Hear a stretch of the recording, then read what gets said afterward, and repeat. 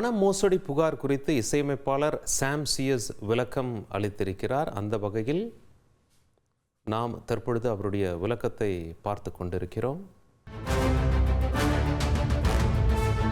காழ்ப்புணர்ச்சி காரணமாக தவறான வழியில் என்னிடமிருந்து பணம் பறிக்க சதித்திட்டம் தீட்டியுள்ளனர் என்று கூறியிருக்கிறார். இதுவரை புகார் குறித்து காவல் நிலையத்திலிருந்து எனக்கு எந்த அழைப்பானையும் கிடைக்கப்பெறவில்லை என்றும் இசையமைப்பாளர் சாம் தெரிவித்திருக்கிறார்.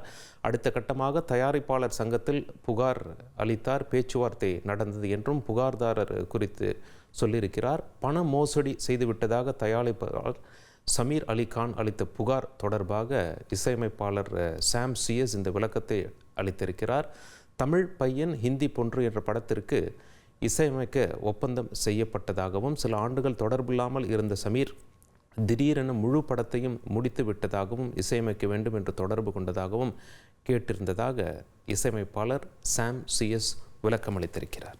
உங்கள் தந்தி ஒன் தொலைக்காட்சியில் கால பைரவன் தினமும் காலை 8 மணிக்கு காண தவறாதீர்கள்.